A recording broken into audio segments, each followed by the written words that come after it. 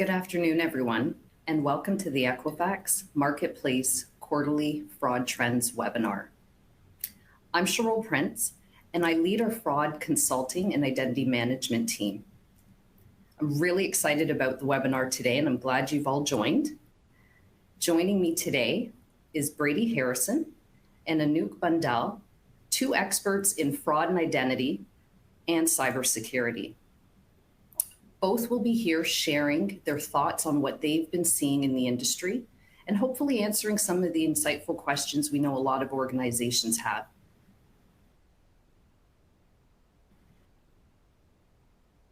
So to start, telling you what we've seen over the first half of this year. We'll then get into a great panel discussion, and then I'm hoping to have some time for some questions at the end before we wrap up with a couple of announcements.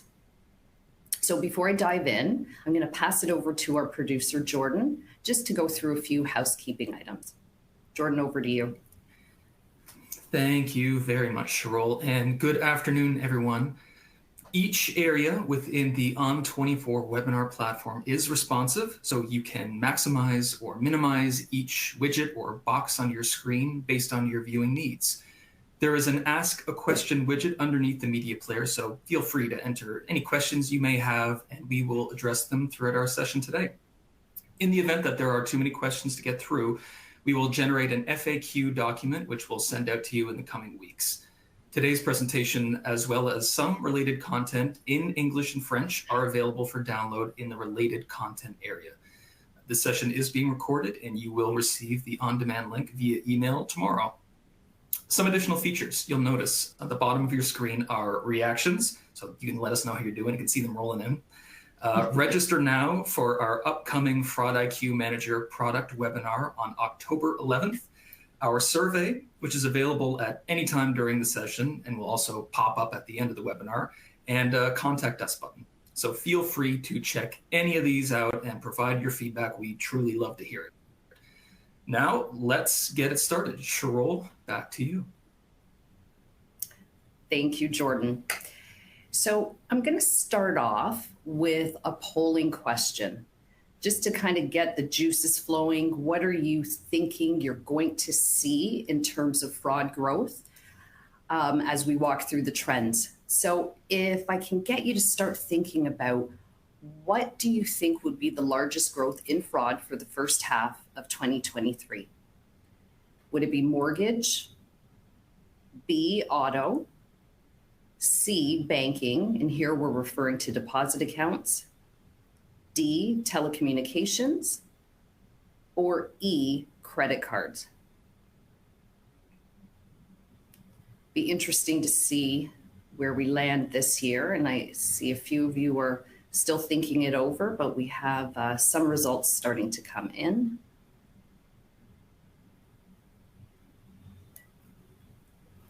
Give everyone a few more seconds to give some thoughts.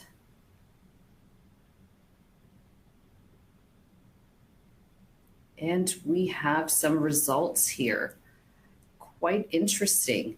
Okay, we have mortgage at 30.8%, auto 9.3%, and we have banking coming in at 14.3% and telecommunications 6.3%. And what seems to be consistent here, although close to mortgage, is credit cards coming in at 39.2%. So why don't we now dive into the results and take a look? I want to thank everyone for this. I think you're certainly going to see some interesting trends that kind of align to what some of you are thinking. Okay, sorry, I think I'm just going to start here, but I'm going to move back. Apologies. Okay, here we go. Sorry, my slide wasn't connecting right there. So if we take a look at the chart on the left, we see the volume of inquiries sort of pre-pandemic through to Q2 of this year. And although consumers have been hit by high inflation, rising interest rates, we continue to see the demand for credit remains high. We're seeing credit card demand continue to grow, And I'd actually say at this point, there's little signs of it slowing down. We're also seeing some improvements in auto supply as we see a big growth in demand for auto loans. And while it's a little smaller in comparison, I would say we're starting to see the first signs of improvement in mortgage demand. We're definitely up from where we ended the year 2022. So now let's take a look at how these all factor into fraud and what the impacts are. So here you see the application volume depicted by the gray bars in the chart on the left. Now, we ended last year with a slight drop in application volumes, and this continued through to Q1 of this year. We had a slight decline, and I would say bringing us back to pre-pandemic norms. Now, for the second quarter of the year, sort of in line with the increasing demand for credit, we're starting to see a surge in application volume. And I would say this is bringing us back to the year-over-year highs that we had in Q3 22, really starting to ramp up there. Now, when you look at the rate of fraud, and this is depicted by the red line, we see that we ended the year with a larger than normal increase in the fraud rate. We now see a drop, bringing us back to Q2 last year, where we began to see the fraud rate slowly start to increase. Now, if you look at the chart on the right, you see how the fraud rate is broken down by first and third party fraud. First party fraud describing incidents of fraud where the borrower is essentially using their own information, their own identity to commit the fraud. Whereas with third party fraud, these are incidents where someone other than the owner of the actual credentials or identity is attempting to commit fraud. So here we see third-party fraud has dropped slightly quarter over quarter from the highs of last year, sort of where we ended off the year. Now I want to take a look at what's driving some of these changes. Now, through our Fraud Exchange platform, our members tag applications with the reasons why they believe the application was suspicious. And so this chart is depicting the distribution of those applications over the top fraud typologies that we've seen. So when we ended last year, we saw a significant increase in identity fraud. Now we see a slight change as we start off the year, with first-party fraud actually increasing 8% and digital fraud slightly increasing. Now, our findings are that this has been short-lived, as in the second quarter, we've started to see identity fraud beginning to rise. We're still seeing first-party fraud remaining high, but again, identity fraud on the rise, and we'll get into that a little bit more. Overall, you'll see that third-party fraud rates, they've remained high year over year, and we can attribute this to identity fraud. First-party fraud we see is higher both year over year and quarter over quarter, showing a steady increase. And I believe it's really the economic conditions that we discussed earlier, the higher interest rates, cost of living, in addition to the increasing financial stress, I think felt by all. We're continuing to see the impacts of this. Now, what I find a little interesting here, and maybe not a surprise to some of you, is that I've seen a 2-time increase in worthless deposits. This is actually higher year over year, and it has doubled quarter over quarter. It may align to the decrease in digital fraud, and we're seeing that as in-person banking is resuming and ramping up. But with the increase in fraud scams possibly being related, we'll have to really continue to watch this trend.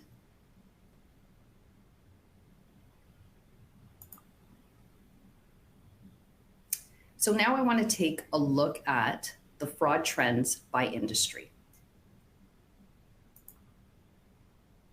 So we'll begin with mortgages. Now, looking at mortgage applications, we can see that year over year, applications are slightly down. However, we see a really significant increase quarter over quarter at 53.7%. We're seeing new mortgage originations really showing some resilience here, despite the interest rates. The fraud rate, while down slightly quarter over quarter, and this is due to some seasonality, we see it is up significantly year over year. And if we look at the percentage of fraud applications, we see both an increase year over year and quarter over quarter.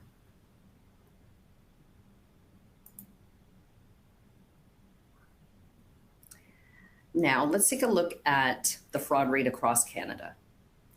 We see the fraud rate is higher quarter over quarter in almost every region. We're seeing falsified financials remains the highest fraud reason with an increase quarter over quarter. This is likely due to the fraud reason of conflicting information and false employment and income slightly going down. They're all indications, though, of first-party fraud. And we're certainly seeing that continue to be a concern here.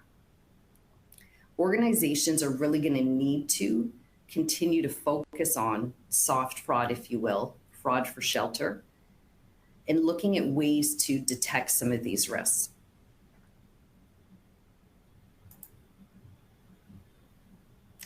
Now let's take a look at auto. And auto is an interesting one. I think at the beginning of the poll, not a whole lot of people thought that there would be a lot of fraud here in this space, or at least not one of our top trends.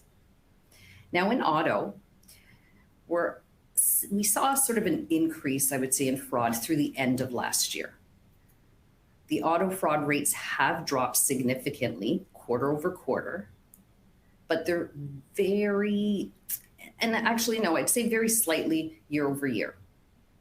What we are seeing, though, is fraudulent applications, while down, again, quarter over quarter, they're up significantly year over year.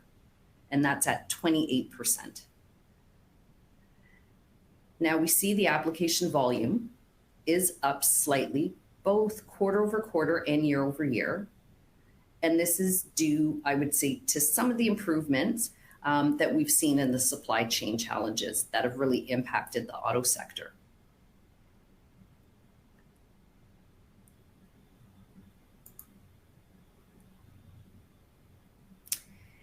Now, quarter over quarter, the fraud rates, they've remained fairly consistent across all provinces.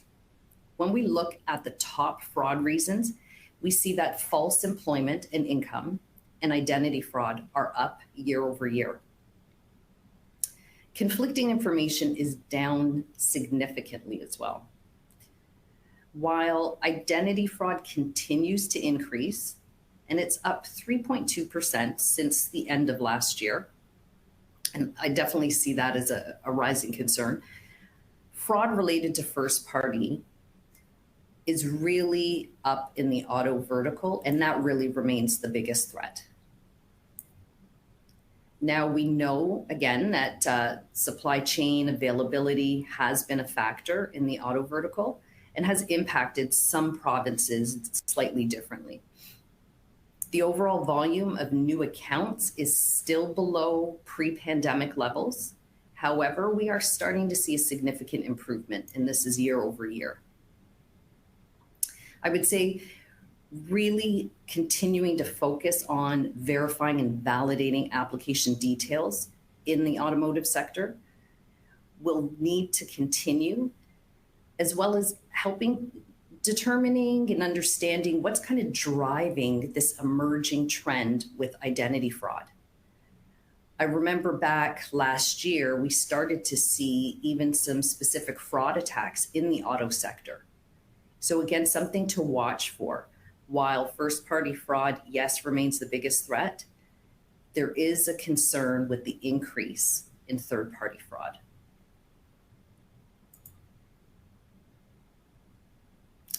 Now let's move on to credit cards. And this is the one that came in sort of highest.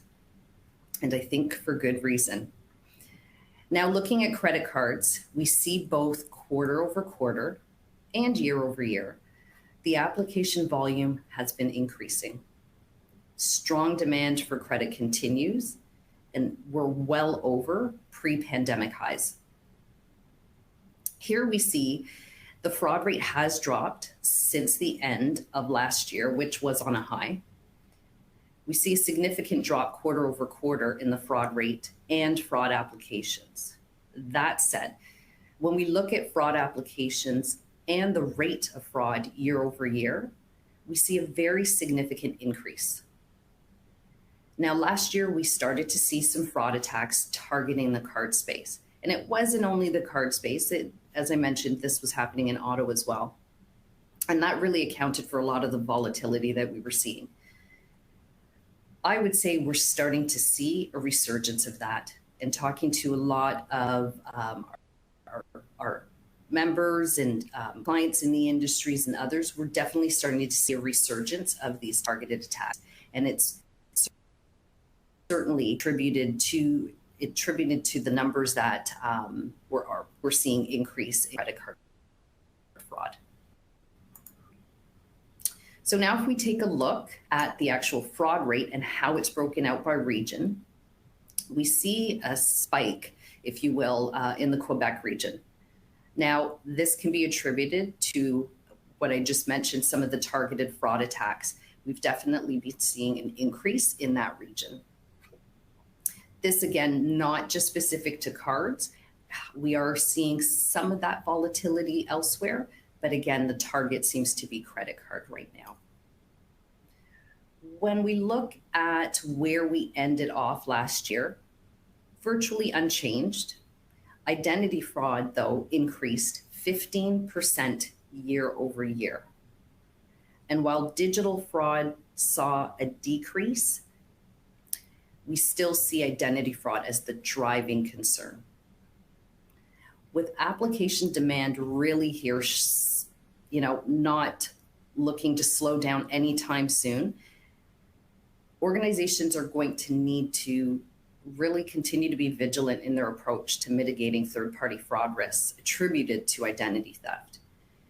I think this is an ongoing message, one we had from last year, but one we're going to need to continue to push forward with this year.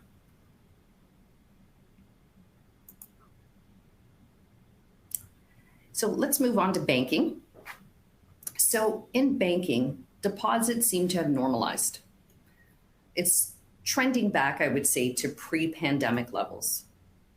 Now, we all know, and we've talked about in past webinars that, during the pandemic, we discussed different trends where we initially saw an increase in fraud due to a lot of the pandemic relief payments. And we saw sort of a big dip, if you will, in the fraud rate, with an increase that started to happen a little bit later into the year. Now, where are we now? Well, what we're actually seeing is an increase in applications and much higher than pre-pandemic norms. And this is both quarter over quarter and year over year, coming in at over 50%.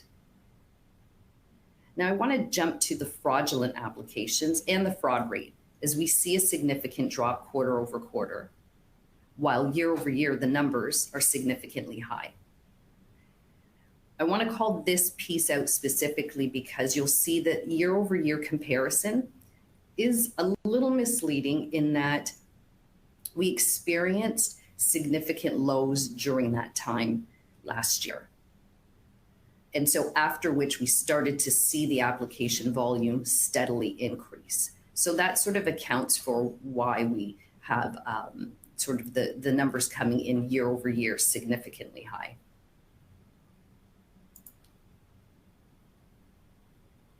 Now, what does this all mean regionally and what are we seeing? Well, we think back to the pandemic. Again, consumer behavior changed. In-person banking stopped. And that's something we're starting to see increase now. We know fraudsters, they were incented to create new scams. And so now we're sort of seeing regionally fraud rates in banking are lower than the highs they were back in 2021. But demand overall is up across the board. Now, identity fraud increased significantly, and we're seeing a 10% increase year over year. And that's up from where we ended last year. It still is the primary reason for fraud within deposits. Now, while down year over year, worthless deposits has been increasing. And it's a trend I want to continue to watch, particularly as we're seeing Canadians battle this tough economic time. We're also seeing digital fraud down, but as mentioned before, this is likely due in part to the return to in-person banking. And while 60% of deposit fraud is attributed to first-party fraud, the banking industry will need to continue to be cautious with the rising rate of identity theft. A common theme I think you're hearing through each of the verticals we've taken a look at.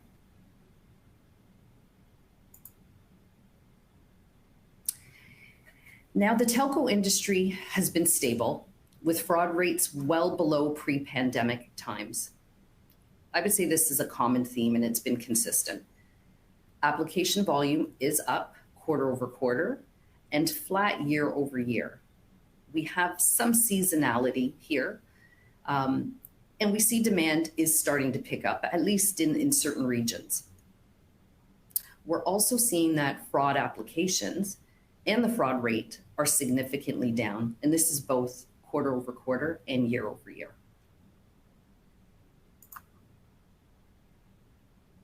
Now, in BC, Alberta, and in the prairies, telco fraud rates are now higher than pre-pandemic period. The demand in these regions was also quite higher overall. Now, we do believe this is starting to subside. If we look at where we ended the year, the telco industry saw an increase in third-party fraud, and this was with a move from more in-store to online transactions. We see identity fraud was much higher portion of the fraud at 40%, which is a significant year-over-year high. This, though, appears to have subsided. We've actually seen a slight shift in identity fraud decreasing year over year, and now sitting at 26.8%. That's down 7%.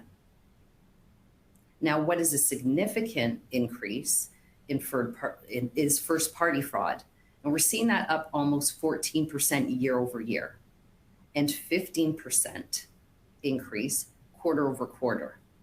And I would say that's also up from last year where we sort of ended the year.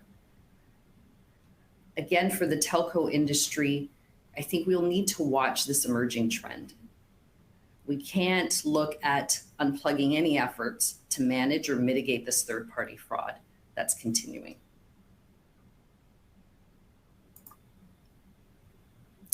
So some key takeaways that I want to leave you with.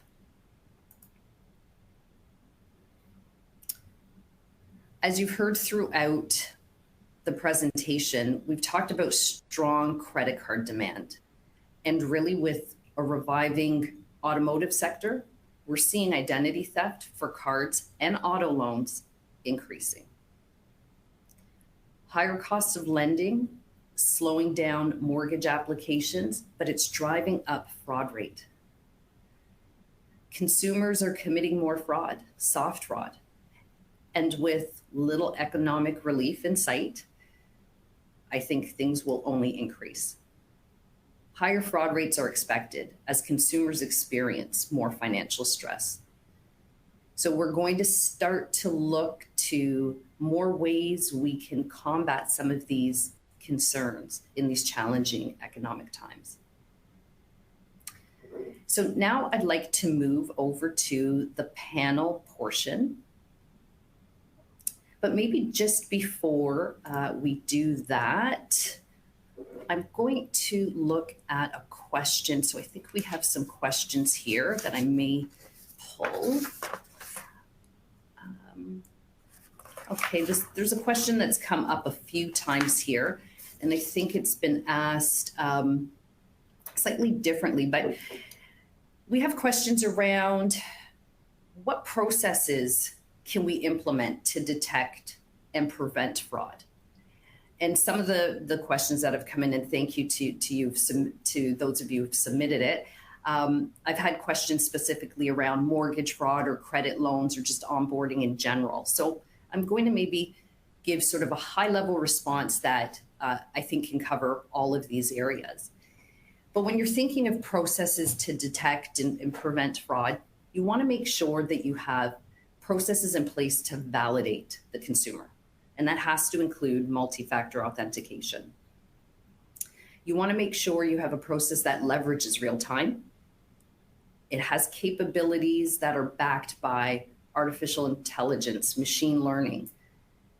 You also want to think of processes that allow you to essentially assess the trustworthiness of the transaction. And you want to consider processes that will give you an opportunity to verify and validate at various stages the data and supporting documents that are being shared or provided by the consumer. And there's certainly other things that you'd want to make sure you're implementing, but at a high level, I would say those are some of the core items and processes that I would recommend in building out a good, robust fraud strategy. Now, with that, I'd like to invite our first panelist, Brady, to introduce himself. Hi, thank you all. Thanks for having me. Brady Harrison, Director of Customer Analytics Solution Delivery as part of Count. So I work on customer performance and optimization for our customers kind of globally. I'm excited to talk about some of our experience specific to Canada today. Perfect. Thank you, Brady. So, Brady, you heard me going over the trends and kind of discussing the increasing impacts of third-party fraud. I think that's a common theme here.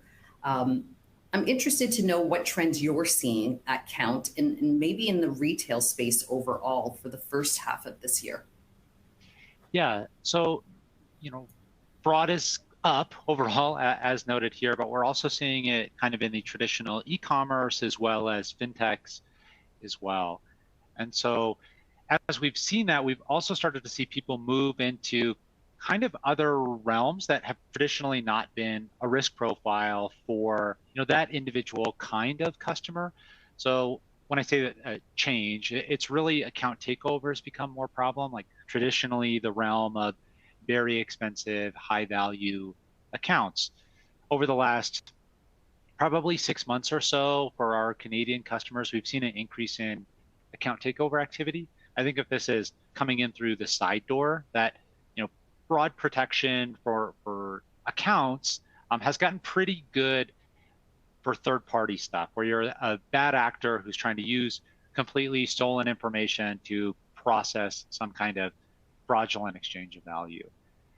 That said, not all parts of that user journey have been as fortified, and so logins are where we're starting to see more risk inside of Canada, globally as well, but specific to Canada, where people are kind of coming in through the side door and then processing an exchange of value, whether that's a purchase or new accounts or actual bank transfers. Starting to see a lot of extra risk there, and some other non-chargeback fraud activity around usually account compromise, refund fraud and abuse. So if there's any people who sell stuff online, you're just like, why did we see a large increase in people saying they didn't receive stuff, right? Bad actors are kind of getting stopped by the checks that people are putting in place. And like water, they're trying to flow around those controls to other parts of the journey where they can extract as much value, but where you don't have kind of a robust fraud identity strategy at that point, because you're like, well, we don't have risk there, and so we don't need it. And we're coming to find that bad actors are starting to exploit anywhere where they could start to extract value, even if it's not immediately obvious to an individual FI or telco or merchant.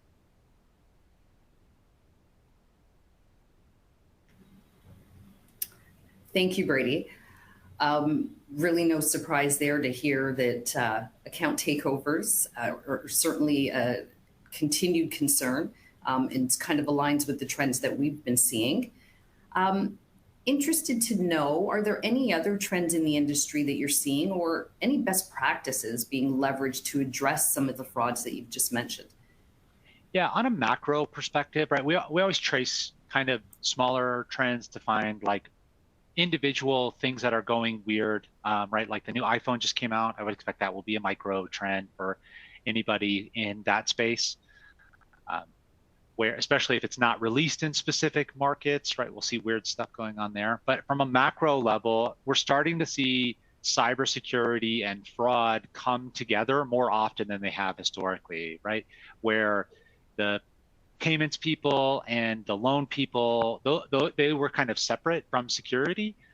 As we're starting to see these kind of non-chargeback, third-party issues arise, we're starting to have more and more contacts and connections with security orgs. You know, their first hackles get raised when they hear about account takeovers, like, oh, it's an internal breach, it's our accounts that are being compromised, right? We get kind of let the keys in the door, if you will. Not generally the case in the instances we've been evaluating. It's mostly bad hygiene on behalf of, you know, people's members or customers, where they're just reusing passwords, right? Everyone's guilty of it, where you have to maintain hundreds of accounts, right? And everything for some reason has an account. So as part of that, we're starting to work with those cyber folks and say, hey, you know, what are you doing at the edge? What's kind of your web application firewall situation?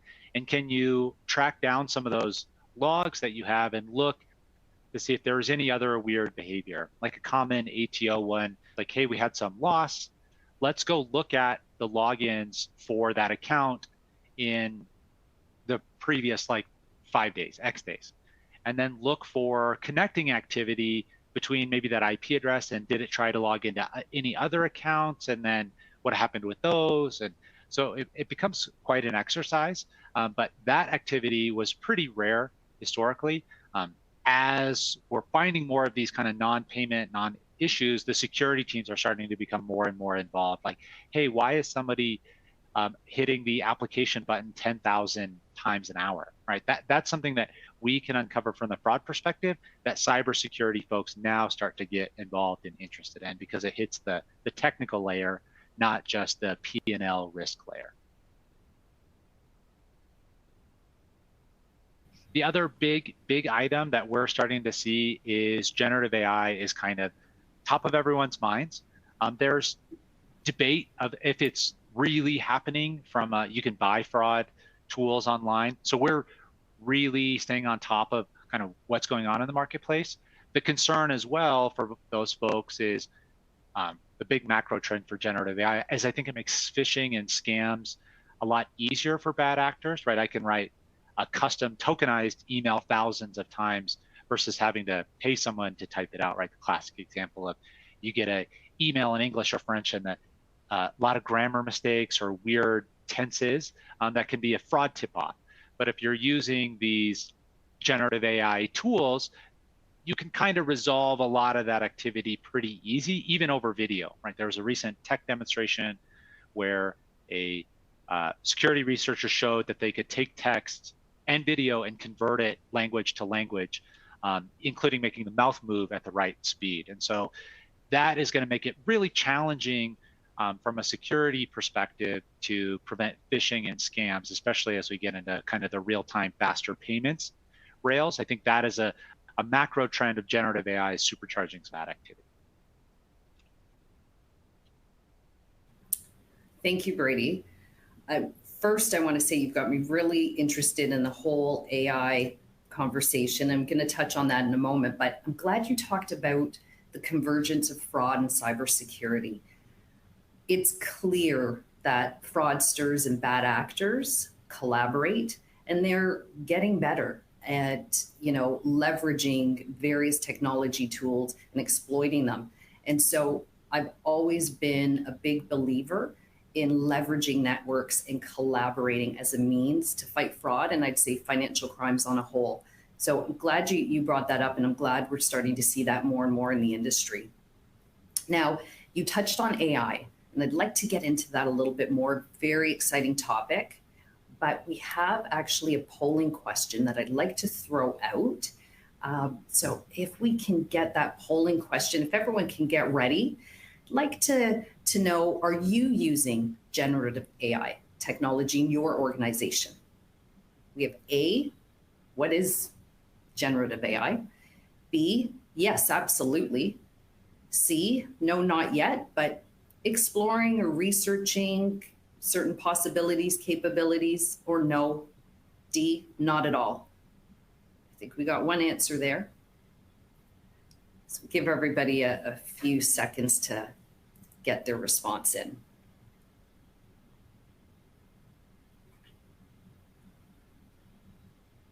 Okay, a few more. See, we've got some in.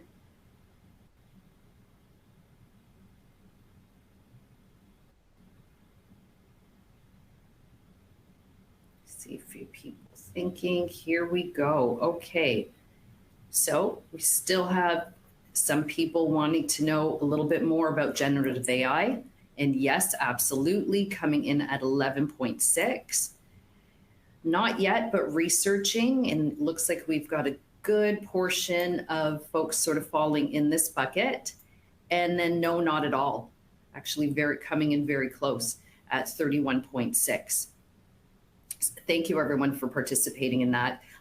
Love to get that insight. And I think certainly a topic we'd want to talk a little bit more. So interesting results. I'd like to get your take on that a little bit more, Brady. And so maybe you can share, and I think you touched on it to some extent, but how is generative AI kind of playing a part in what you've seen directly in some of the frauds you talked about? Yeah, so setting a baseline, generative AI uses this innovation called the transformer model, which predicts the next word or kind of what a likely image will be, right? Really comes to prominence from OpenAI, but it's been around for quite a long time. And so what it does is it can use historical images or text to make a new image or text. And so that's essentially what it is. And so with that, you could write a whole book or a website or make an outline based on everything that this tool has ever read.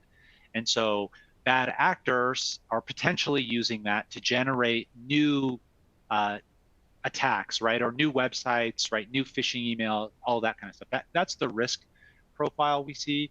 We're starting to see it hit the fraud marketplaces and the dark corners of the internet, Fraud GPT, Worm GPT, these things that I've mentioned, where you can kind of say, hey, I want to write a phishing email that looks like this, and it's trained with lots of phishing emails. And so we see some risk profile there. There's also some interesting research on the defense and attack side of using generative AI to scale up model training, or as well as to like generate new attacks. So in the credit world, you could potentially use generative AI to write hundreds of thousands of credit or DDA applications, and then based on what gets approved or denied by your system, they'll like make slight changes and adjustments, right? Can we lower the dollar value a little bit, or increase the age, right? All of that kind of mix stuff, create new businesses, right? On the defense side, we're also seeing it that it's learning based on information. And so there's kind of a scaling problem with fraud applications or fraud in general, that usually with a traditional machine learning problem, you should be fairly even splits based on whatever your labels are, in this case, fraud, not fraud. And so for fraud, it's like 99-1, right? Most of the applications or events are fine. There's just 1% that are bad, and it's a problem when they're bad. And so people are thinking of using generative AI to scale up the bad. And so take my 1,000 bad attacks and turn them into 100,000 or 10,000 attacks in my training set. So now it looks more even, and so the model can do a slightly better job labeling those. And so you can use it for training and labeling in ML models, which is quite exciting. And so we're seeing some interesting research on that side. I want to talk to the 11% of folks who said absolutely, really interested to see, is it for fraud, customer experience, right? New websites, right? That I think is a pretty fruitful vein when it comes to innovation. where there's a lot of opportunity to kind of do some interesting things and scale parts of your business that are kind of hard, or do things and respond to models in new, interesting ways. So pretty exciting overall. But big notes, really seeing some fraud stuff hit the market, but the good guys get to use it too. And so some interesting research coming out of academia that I'm actively pursuing and reading all the time. Cool stuff happening, right? Big transition period technologically. Thank you, Brady. Definitely have me excited, want to learn more. I really am starting to feel like there's this perfect storm, if you will, with AI. The benefits, and you mentioned many of them, we're still learning and they've been great, but we're also seeing it being used maliciously. And so that's sort of the scary side of it, the dark side, if you will. But I think a topic we're going to start to cover a little bit more. And as you mentioned, definitely interested in talking to some of the members who provided some feedback on the poll to get an understanding of how and where they're using AI. So with that, I actually would like to now invite and welcome Anouk Bandel to the conversation. I'm going to ask you to just give a quick introduction for a moment. Thank you so much, Sheriff, for having me on this panel. So I'm Anouk Bandel, and as the Business Information Security Officer for Equifax Canada, we are the just trusted advisors to all the various lines of business here at Equifax Canada. Now, unlike most traditional organizations, information security at Equifax Canada is seen as a business enabler and partner. What this means is we are in lockstep with the entire business processes to advise and maybe highlight certain security concerns and help solution the resolutions to those issues, as well as we bring our products and applications to market.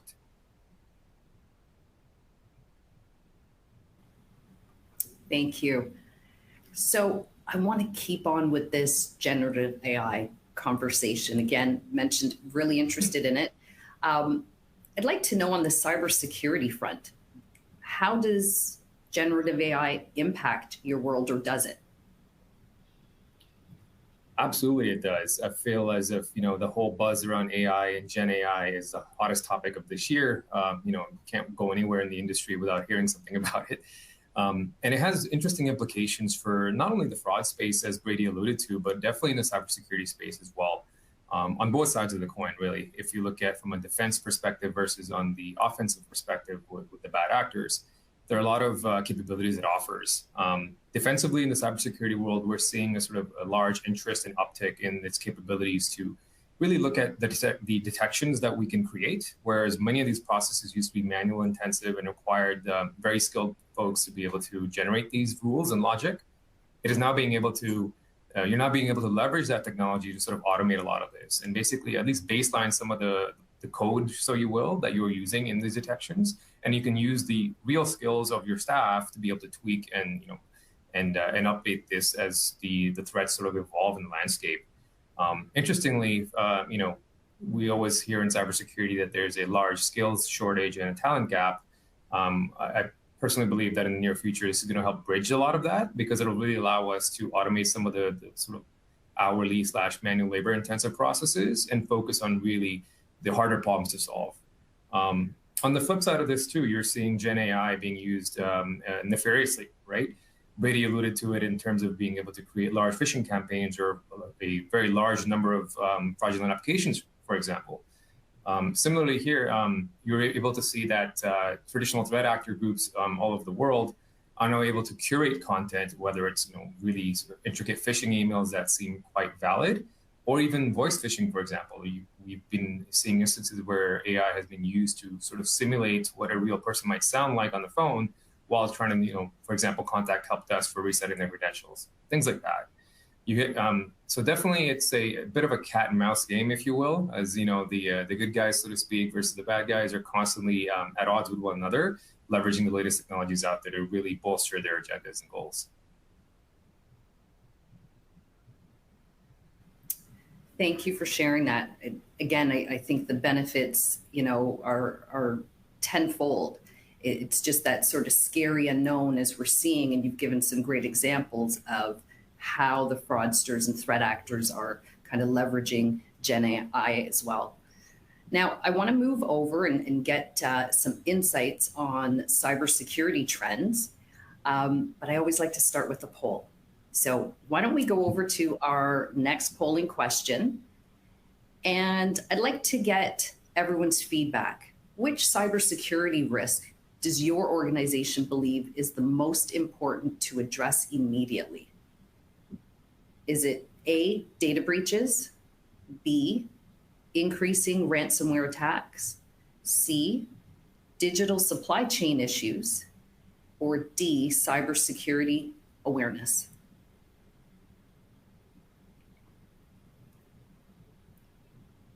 I think we're constantly bombarded with stories and media, data breaches, quite often hearing about that. I think it's almost become a norm where people don't blink when you hear about it so much. Ransomware attacks, lot of interesting feedback in the news. Been looking at some articles of increasing attacks happening globally. So really interested to see where we're going to land here. I know a few more people are getting their answers in, so we're going to take a look shortly. Okay. And what I thought, absolutely, data breaches coming in at 46.2%. A little less so at 14.6%. We have increasing ransomware attacks, and then supply chain issues at 1.5%. Surprised that's not a little higher. Cybersecurity awareness. That's right. That coming in at 37. So yeah, any thoughts there? Absolutely, yeah. I have to agree with you, Sharon. I'm a little surprised to see digital supply chain being as low it is comparatively, I guess. But it's really interesting that option A of data breaches and option D, cybersecurity awareness, are quite high. And I think someone in the chat also mentioned that they're quite interrelated, and yeah, they absolutely are. I think fundamentally, the cybersecurity awareness is probably the greatest tool in your tool chest to be able to combat cybersecurity issues, right? We all talked about, Brady mentioned earlier about the password hygiene, for example, being an issue in some fraudulent activities. The same sort of fundamental concept applies, obviously, in the technology stack, right? Awareness and generating awareness about your policies is really important, and having strong policies as well internally as an organization to mitigate cybersecurity risks. I think when it comes to modern day attacks and things of that nature, a lot of organizations make large investments in security tooling and other processes as well, and think that that could be a blanket response or a blanket solution to covering your risks. And that's not always the case, right? Because at the end of the day, the human factor element is probably one of, if not the largest elements in the entire security chain, right? And that means that your folks have to be very up to speed on how to detect things like phishing emails. And we keep beating the drum on this one, and it's only going to get more complicated with the use of Gen AI, but this is very critical. Best practices and good cyber hygiene in general is critical to be able to mitigate these things from an organizational perspectives. And then you can move on to look at the various security controls that you might want to deploy as well, right? Things such as things that may help you avoid sort of missteps of cyber hygiene or missteps of cyber practices. That's where the sort of the tools and implementations of the processes really come into play. And even data breaches, right? We always talk about, and this kind of has a lot to do with ransomware attacks as well. There's a lot there. We've seen a lot of organizations become victim to these, and I think a lot of folks might be thinking top of mind is the latest casinos that have been impacted in Las Vegas over the last few weeks. And those are examples of ransomware attacks where a large amount of data was exfiltrated. And it all, at the end of the day, came down to a sort of lack of cybersecurity awareness or lack of best hygiene so far from what I've seen in the preliminary investigations that sort of perpetuated this. I think the bottom line is that a lot of these issues can be mitigated or helped by having very strong awareness and processes in place. To that end, even Equifax as an organization, we take great pride in bolstering our security program, and we've even try to help uplift the security community in general by publishing our security controls and information security framework, which is heavily based on the fundamentals of NIST SP 800 and SP 53. We've been able to sort of publicize that. I think we might be one of the first or only organizations to do that. And the idea being that not every organization out there, based on its size or revenue, would be able to really invest in something like this. So we're trying to spread the awareness on how to really implement a good program with good policies and practices to uplift the entire security industry. Because truly, I mean, security is everyone's responsibility, and we're truly stronger together instead of outliers. I'll pause there. Thank you. Definitely appreciate your insight there. And I can see from some of the emojis that have gone up, you've got a lot of agreements out there. So are there any other top cybersecurity concerns that you'd want to add before we move on? Anything else maybe you're seeing? There is an interesting topic as well that I see a lot of folks express interest in these days, and it's the topic of insider risk, right? And the logic here being that you may have all the best practices and controls to look on the outside and defending against the outside, but what about what's really happening in your environment, right? And I think this is an interesting space, mainly because when you look at insider risk, you have to have a lot of strong security policies and procedures in place. And this goes back to my previous points about awareness and training and having the right controls in place. Because not only do you have to monitor the external surface and what's happening at your perimeter, you should also have policies and tools in place that look at what's happening inside your environment. And that means things like, I'll touch briefly on this, things such as having really good access management policies. The principles of least privilege are adhered to and enforced. You have frequent reviews of the access that your folks have. Do they really need that access to certain tools or processes in your environment anymore? Or should certain things be decommissioned? Things like that. There are a lot of fundamentals that you can do well, and that really, really will help secure an organization from a essential perspective to be able to mitigate some of the larger risks out there.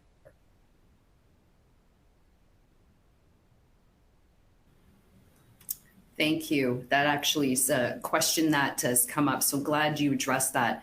More and more organizations are talking to us about concerns around, insider threat and what they can do and what sort of tools, solutions, processes they should deploy. So glad we were able to touch on that and highlighting in a couple of weeks, it's Cybersecurity Awareness Month.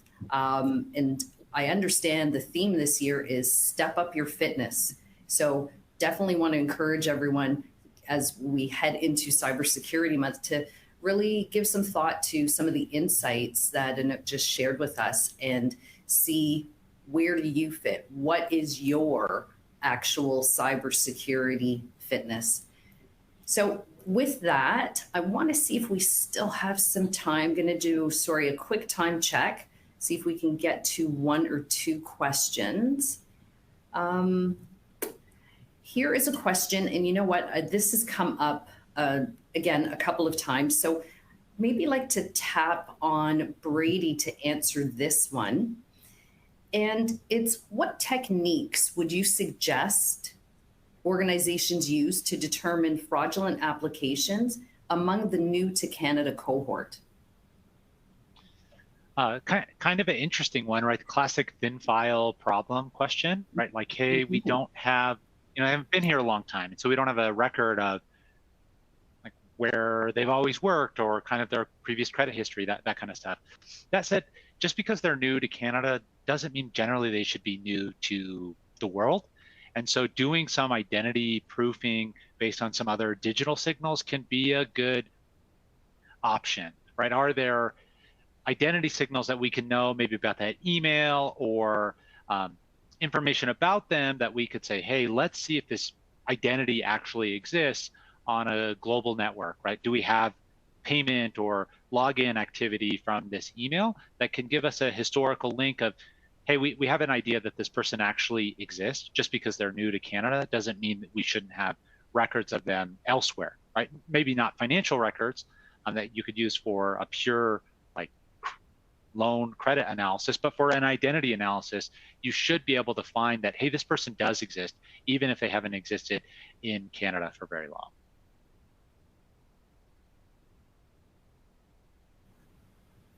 Thank you for that. And definitely a question I think that comes up even in a lot of client meetings. So I think you've given some good recommendations and things we can take back and discuss.